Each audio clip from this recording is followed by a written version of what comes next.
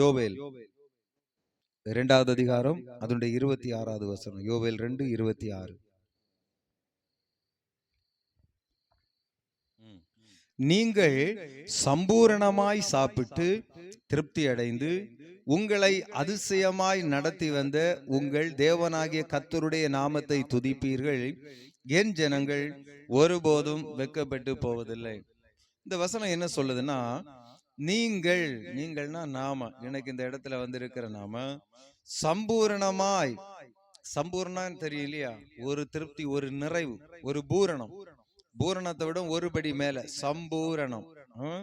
அப்ப நீங்கள் சம்பூரணமாய் சாப்பிடுறன்னு சொல்லும்போது பெற்றுக்கொள்ளுகிறது இல்லையா, சம்பூரணமாய் சாப்பிட்டு நீங்கள் திருப்தி அடைந்து, அதுல ஒரு திருப்தி, ஒரு குறை இல்லாதபடி திருப்தி. அப்ப ஒவ்வொரு வார்த்தையிலும் எவ்வளவு ஆசீர்வாதம் அடங்கி இருக்கு பாருங்க, எவ்வளவு அதுல கனம் இருக்கு, வெயிட் இருக்குன்னு பாருங்களேன். நீங்கள் சம்பூரணமாய், அப்ப பூரணமாய், அதை விட ஒரு படி மேல சம்பூரணமாய் சாப்பிட்டான் சுதந்திரித்து கொண்டு திருப்தி அடைந்து, அதுல ஒரு திருப்தி, போதும் என்று சொல்லக்கூடிய அளவுக்கு ஒரு திருப்தி அடைந்து உங்களை அதிசயமாய் நடத்தி வந்த உங்கள் தேவனாகிய கர்த்தருடைய நாமத்தை துதிப்பீர்கள். நம்மளை அதிசயமாய் நடத்தி வந்த அவருடைய நாமத்தை துதிப்போமா? என் ஜனங்கள் ஒருபோதும் வெட்கப்பட்டு போவதில்லை. இப்ப இந்த வசனத்தை நம்ம புரிந்து கொள்ளணும்னா இதை நம்ம ரிவர்ஸா போட்டு பார்க்கணும். அதை ரிவர்ஸா வாசிச்சோம்னா புரியும். முதலாவது, என் ஜனங்கள், என் ஜனம்னா கர்த்தருடைய பிள்ளைகள், அவரை சொந்த ரட்சகராக ஏற்றுக்கொண்டு அவருக்கு பிரியமா வாழுகிற பிள்ளைகள் என் ஜனங்கள். இன்றைக்கு நம்மளை குறிச்சு, இங்க இருக்கிற ஓரை குறிச்சு சொல்றாரு, என் ஜனங்கள் ஒருபோதும். அப்ப அவருடைய பிள்ளைகள், என் ஜனம், உங்க பேர் அதுல போட்டுருங்க, என் ஜனங்கள் ஒருபோதும். ஒருபோதும்னா என்னது உங்களுக்கு தெரியுமா? அதுக்கு அர்த்தம் ஒருபோதும்னா எப்பொழுதும் இல்லையா, எப்போதும், ஒவ்வொரு மணி நேரம், ஒவ்வொரு நிமிடமும், ஒவ்வொரு நொடி பொழுதையும் குறிக்குது. ஒருபோதும் வெட்கப்பட்டு போவதில்லை. அப்ப கொஞ்ச நேரம் வெட்கப்பட்டு இல்ல, ஒரு நிமிஷம் இல்ல, ஒரு நாள் இல்ல, ஒரு பகல் இல்ல, ஒரு இரவு இல்ல, ஒரு மாதம் இல்ல, ஒரு வருடம் இல்ல, ஒரு நொடி கூட இல்ல. என் ஜனங்கள் ஒருபோதும் எந்த ஒரு ஸ்தானத்திலும் வெட்கப்பட்டு போவதில்லை. அப்ப முதல் கர்த்தர் சொல்றது என் ஜனம், அவரே சொந்த. அப்ப இந்த விசுவாசம் நமக்கு வேணும். முதலாவது, நீங்க அவருடைய ஜனம் தானே, அப்ப இந்த விசுவாசம் வேணும். என்ன விசுவாசம்? நான் ஒருபோதும் வெட்கப்பட்டு போயிரு. அப்ப வெட்கம் போல சூழ்நிலையில் வந்தா நம்ம தான் தவறாய் கணிக்கிறோம்னு அர்த்தம். நம்ம அதை வெட்கம் போல எடுக்கிறோம்னு அர்த்தம். அவர் வெட்கப்பட்டு போறதற்கு விட மாட்டார். ஏன்னா வசனம் சொல்லுது. வசனத்தை மீறி அவர் செயல்படுதில்லை. என் ஜனங்கள் ஒருபோதும் வெட்கப்பட்டு போயிரு. அப்ப நம்மளை ஒருபோதும் வெட்கப்படுத்த மாட்டார். முதலாவது நம்ம புரிஞ்சணும். இப்போ எக்ஸாம்பிளுக்கு எங்கேயாவது, இப்போ ஒரு காலேஜில் ஏதாவது எக்ஸாம் எழுத போறீங்கன்னு வச்சுடுங்களேன், பைக்ல போறீங்க, இல்லை ஒரு ஃபங்க்ஷன் வீட்டுக்கு போறீங்க, வேகமா போறீங்க, டக்குனு இடையில வண்டி பஞ்சர் ஆயிடுச்சுன்னா உங்க பின்னாடி இருந்தாலும் உங்களை தாண்டி போங்க, பார்த்து சிரிச்சுட்டு போகலாம். உங்களுக்கு அது ஒரு வெக்கமா இருக்குன்னு வச்சுடுங்களேன். நீங்க பஞ்சர் எல்லாம் ஓட்டிட்டு கொஞ்சம் தூரம் தாண்டி போகும்போது அங்க ஏதாவது விபத்து நடந்திருக்கும். நீங்க கூட்டி கழிச்சு பார்த்தா நீங்க அந்த விபத்துல மாட்ட வேண்டியதா இருக்கும், நீங்க எஸ்கேப் ஆயிருக்கும். அப்ப நம்ம எதை பார்ப்போம்? நம்ம அங்க அது தெரியாது. நம்ம இதை பார்த்துட்டு ஆண்டவர் என்ன வெக்கப்படுத்திட்டேன், வண்டி பஞ்சர் ஆச்சு, டயர் பஞ்சர் ஆச்சு, என் வாழ்க்கை பஞ்சர் ஆச்சுன்னுட்டு நம்ம இதை பார்த்துட்டே இருப்போம். வாழ்க்கை பஞ்சர் ஆச்சு, பஞ்சர் ஆச்சு, பஞ்சர் ஆச்சு. தேசத்துல நடக்கிற சூழ்நிலைகள் உங்களுக்கு தெரியும். ஆகவே சில நேரங்களை கர்த்தர் என்ன செய்கிறாரு? அப்ப கர்த்தர் என்ன செய்ய மாட்டார்? ஒரு நம்பிக்கை வேணும். அவர் என்ன செய்ய மாட்டாரு? வெட்கப்பட்டு போக விட மாட்டார். ஒண்ணு. ரெண்டாவது, அந்த வசனத்தை அடுத்த மேல சொல்லுது, உங்களை அதிசயமாய் நடத்தி வந்த தேவனாய கர்த்தருடைய நாமத்தை ஸ்தோத்திரிப்பேன். அப்ப என் ஜனம், நம்ம அவருடைய பிள்ளைகள். அவருடைய பிள்ளைகள் அவர் எப்படி நடத்துவாராம்? எப்படி நடத்துவார்? கையை பிடிச்சு நடத்துவார்னு போட்டிருக்கா? இல்ல, எப்படி நடத்துவார்? அதிசயமாய். அப்ப நம்ம எதை எதிர்பார்க்கணும்? அதிசயத்தை அதிகம் என்ன செய்யணும்? எதிர்பார்க்கணும். உலக பிரகாரமாய் நம்ம நடந்தா கொஞ்சம் கஷ்டம். ஒரு சின்ன எக்ஸாம்பிள் சொன்னா உங்களுக்கு புரிய நினைக்கிறேன். இப்ப 1 லிட்டர் நமக்கு இன்னைக்கு சமையலுக்கு 1 லிட்டர் எண்ணெய் வேணும்னு வச்சிருங்களேன், நீங்க என்ன செய்வீங்க? உடனே உங்க மைண்ட்ல என்ன வரும்? பர்ஸ்ல எவ்வளவு ரூபா இருக்கு, இல்ல பீரோல எவ்வளவு ரூபா இருக்கு, இல்ல அக்கௌண்ட்ல எவ்வளவு இருக்கு, இல்ல கடையில ஏதாவது அக்கௌண்ட் வச்சு அங்க எவ்வளவு இருக்கு, நம்ம எவ்வளவு வச்சலாம், அப்படித்தானே தோணும். அடுத்து இந்த இந்த கம்பெனினா இவ்வளவு ரூபா, இது இவ்வளவு ரூபா, சுத்தமானது செக்கில் ஆட்டின எண்ணெய்னா இவ்வளவு ரூபா, இதான் உங்க மைண்ட்ல நம்ம வரும் இல்லையா? யாருக்காவது மைண்ட்ல இது வருமா? ஒரு தீர்க்கதரிசி ஒரு வீட்டுல போய் எண்ணெயை பக்கத்துல இருக்கிற பானையெல்லாம் கொண்டு வா, நான் எண்ணெயை விட்டு தரேன்னா அங்க காசு இல்லாமலே அங்க என்னது அற்புதம் நடக்குது. இது யாருக்காவது மைண்ட்ல வருமா? வராது. ஏன் வராது? நம்ம இன்னும் அதை விசுவாசிக்கல. கேட்கிறோம், டெய்லி கேட்கிறோம், அதை இன்னும் என்னைக்கு நீங்க அதை விசுவாசிக்கிறீங்களோ அன்னைக்கு அந்த அற்புதம் என்ன செய்யும்? நடக்கும். அப்ப கர்த்தர் எப்படி நடத்துவார்? அதிசயமா என்ன செய்வாரு? நடத்துவார்.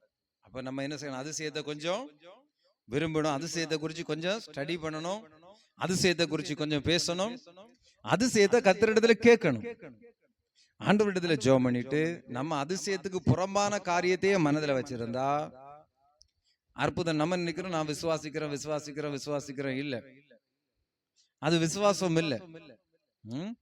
ஆகவே கர்த்தர் அதிசயமா என்ன செய்வாரு? நம்மளை நடத்துவாருங்கிறதுல எந்த சந்தேகமும் இல்லை.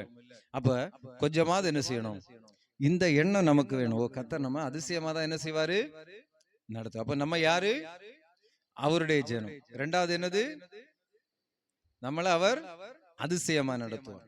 இவர் அதிசயமா எதுக்கு நடத்துறாருன்னா, எதுக்கு நடத்துறாரு? அதிசயமா நடத்தி என்ன செய்வாரு?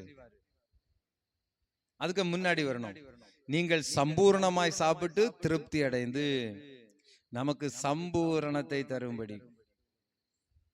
அப்ப 3 சத்தியம் இதுல இருக்கு. ஒன்று, நம்ம அவருடைய ஜனம், அவருடைய ஜனமா நம்மளை வச்சிருக்கிறாரு, வச்சுட்டு நம்மளை என்ன செய்வாரு?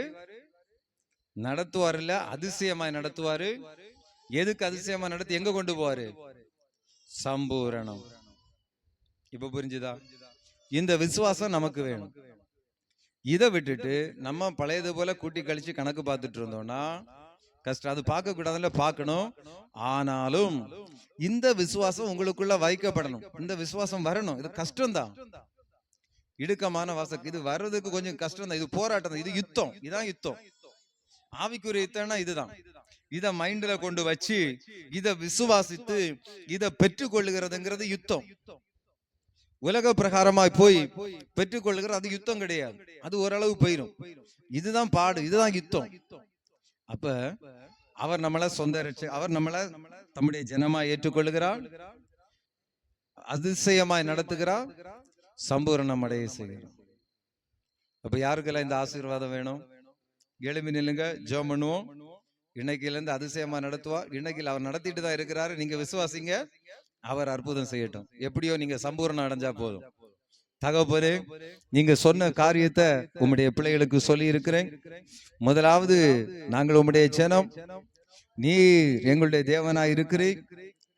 எங்களை நீர் நடத்தும் போது கரத்தை பிடித்து நடத்துகிற தேவன் அல்ல, ஒரு தாய் தேற்றுகிறது போல மட்டுமல்ல, நீர் எங்களை அதிசயமாய் நடத்துகிற தேவன்.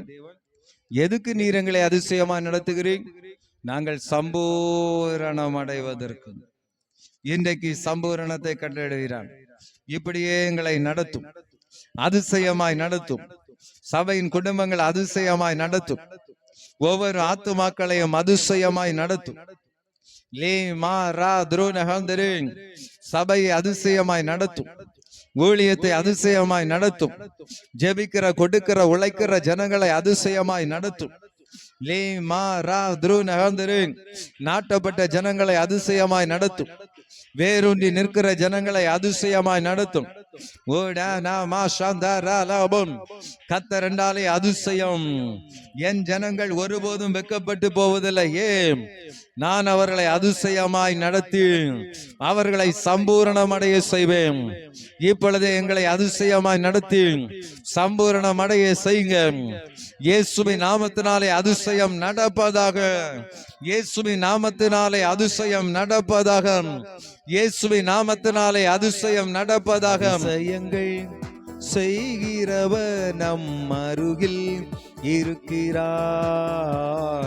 அற்புதங்கள் செய்கிறவர் என்றும் நமக்குள் வசிக்கிறார். அதிசயங்கள் செய்கிறவர் நம் அருகில் இருக்கிறார்.